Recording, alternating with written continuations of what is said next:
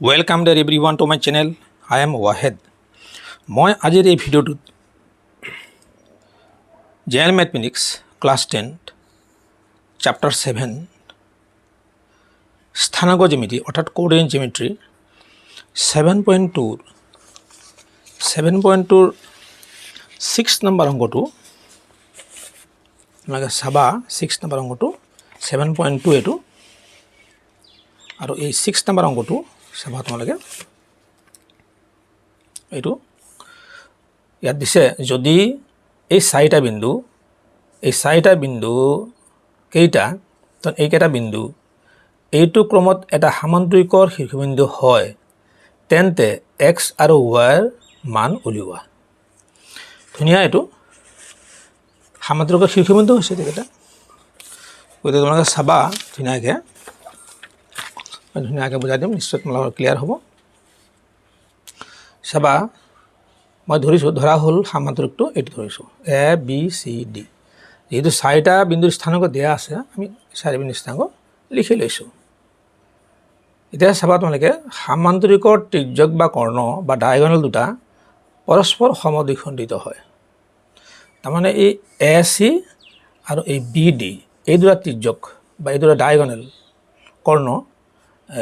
সমদ্বিখণ্ডিত হয় তাৰমানে ইয়াৰ পৰা ইয়ালৈ আৰু ইয়াৰ পৰা ইয়ালৈ সমান ইয়াৰ পৰা ইয়ালৈ সমান মই এটা পি বিন্দু দিব পাৰ ইচ্ছা কৰিলে দিব পৰা যায়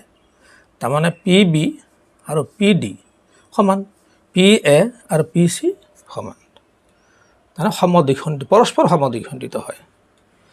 তাৰমানে p টো হ'ল কি s এৰ মধ্যবিন্দু আৰু p হ'ল ad এৰ মধ্যবিন্দু bd এৰ মধ্যবিন্দু হয় ঠিক তেনেকৈ আমি চাম এতিয়া s এৰ মধ্যবিন্দুৰ স্থানাংক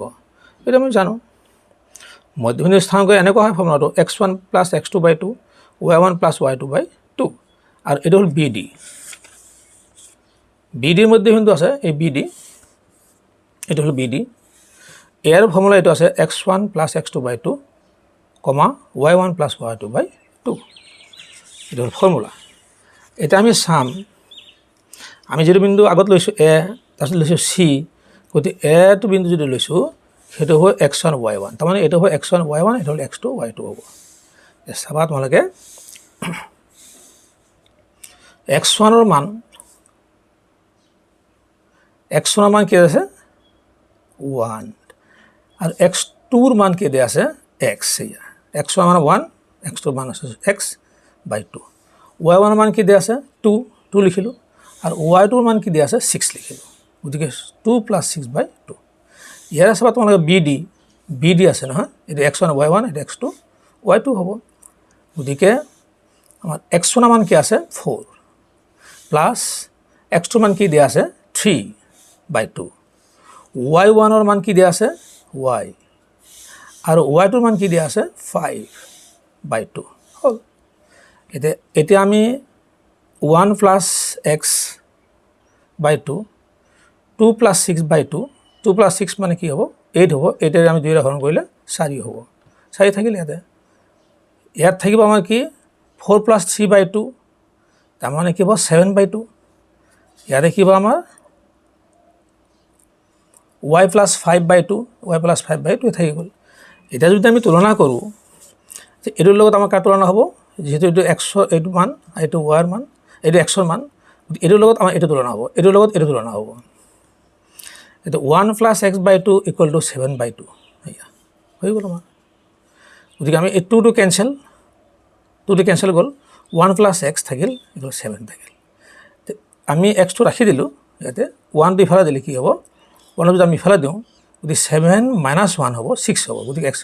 6 হৈ গ'ল ঠিক তেনেকৈ আমি এটোৰ লগত এটো তুলনা কৰিব পাৰো গতি 4 = y + 5/2 4 = y + 5/2 গতিকে আমি এই 2 ইয়াত ধৰণে আছে না ইফালে গৈ কি হ'ব পূৰ্ণ হ'ব গতিকে y + 5 = 8 হ'ব গতিকে আমি যদি y ইয়াত থৈ দিও 5 টি ফালে গ'লে মাইনাস হ'ব গতিকে 8 ৰ পৰা 5 মাইনাস কৰিলে 3 থাকে গতিকে y = 3 হৈ গ'ল ক্লিয়াৰ হৈ গ'ল x ৰ মান কি থাকিল 6 আৰু y ৰ মান আমি কি পালো 3 নিশ্চয় তোমালোকৰ ক্লিয়াৰ হৈছে ইয়াৰ পিছত চাবা তোমালোকে এই 7 নম্বৰটো চাবা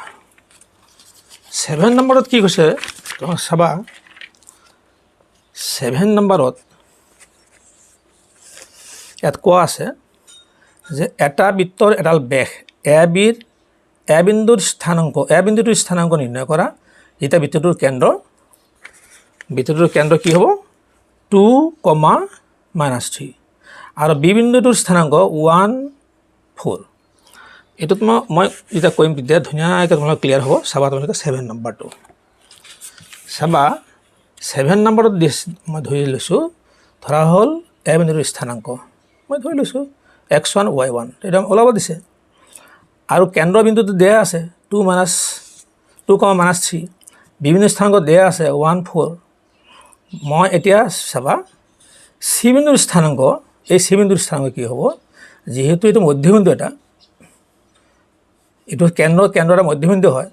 কেন্দ্ৰ হ'ল বেশৰ কি হয় মধ্যবিন্দু এটা ব্যাসাৰ্ধ এইটো এটা ব্যাসাৰ্ধ দুটা সমান থাকে গতিকে মধ্যবিন্দু হৈ গ'ল গতিকে চি বিন্দুৰ স্থানাংক কি হ'ব x1 + x2/2 y1 + y2/2 এইটো ফৰ্মুলা প্ৰশ্নত আমাক দিয়া আছে কি যেহেতু আমাক মধ্যবিন্দুৰ স্থানাংক দিয়া আছে কি দিয়া আছে 2, -3 দিয়া আছে গতিকে এইখিনি ইকুৱেল টু এই আকৌ আমি ধৰি লৈছোঁ xy গতিকে x1 + x2/2 y1 + y2/2 আৰু এইটো মধ্যবিন্দুৰ স্থানাংক এইটো দিয়া আছে পিছত মই লিখিলোঁ গতিকে x1 + x2/2 x1 হ'ব কোনটো এইটো x1 + x2/2 y1 এইটো y1 + y2/2 আৰু এইটো দিয়া আছে আমাৰ কি কেন্দ্ৰবিন্দু স্থানাংক দিয়া আছে 2, -3 দিয়া আছে এতিয়া আমি যদি এই দুটাৰ পৰা আমি তুলনা কৰি চাওঁ যে এইটো ইকুৱেল টু এইটো ইকুৱেল টু এইটো তেনেকৈ যদি আমি তুলনা কৰি চাওঁ দেখা পাম x1 + 1/2 = 2 x1 + 1/2 তাৰমানে এইটো = 2 হ'ব 2 এই 2 ইয়াত হৰণে আছে হয় ইফালে গৈ পূৰণ হ'ব 4 হৈ গ'ল গতিকে x1 + 1 = 4 x1টো মই ৰাখি দিলোঁ ইয়াতে আৰু এই 1 যদি ইফালে দিওঁ কি মাইনাছ হ'ব 4 পৰা 1 মাইনাছ কৰিলে 3 থাকে গতিকে x1 = 3 গতিকে আমি ইয়াৰে এ বিন্দুটোৰ আমি x1 পাই গ'লোঁ 3 এতিয়া আমি চাম এইটোৰ লগত এইটো তুলনা কৰি চাম y1 + 4/2 = -3 ইয়াত হৰণ হৈ আছে 2 এই 2 ডিভাইড গৈ কি হ'ব পূৰণ হ'ব আমি পূৰণ কৰি দিলোঁ তো কি হ'ব -6 হৈ যাব চ' y1 + 4 = -6 গতিকে আমি এই y1টো ইয়াত ৰাখি দিলোঁ আৰু এই 4 যদি ইফালে লওঁ কি হ'ব প্লাছ আছে মাইনাছ হ'ব তো -6 আৰু এই -4 -10 হ'ব চ' y = -10 হৈ গ'ল গতিকে এই এ বিন্দুৰ স্থানাংক এইটো এই এ বিন্দুৰ স্থানাংক x1 y1 ওলাই গ'ল x1 মান কি ওলাই গ'ল x1 মান 3 ওলাই গ'ল আৰু y1 মান কি হ'ল -10 ওলাই গ'ল গতিকে এ বিন্দুৰ স্থানাংক আমি 3 - 10 পাই গ'ল এ বিন্দুৰ স্থানাংক কি পালোঁ আমি 3 - 10 আমি ইয়াত লিখিব পাৰিছোঁ কৰিলে লিখি থৈ দিলোঁ 3 - 10 এইটো আমি পাই গ'লোঁ গতিকে ভিডিঅ'টো নিশ্চয় ক্লিয়াৰ হৈছে তোমালোকৰ 6 আৰু 7 নম্বৰ অংকটো মই সলিউশ্যন কৰি দিলোঁ ভিডিঅ'টো চাই কেনে লাগিল কমেণ্টত জনাবা লাইক দিবা বেছি বেছিকৈ শ্বেয়াৰ কৰিবা অন্য ষ্টুডেণ্টবিলাকেও জানিবলৈ সুবিধা কৰি দিবা চেনেলটো ছাবস্ক্ৰাইব কৰিবলৈ নাপাহৰিবা wait for my next video' thank U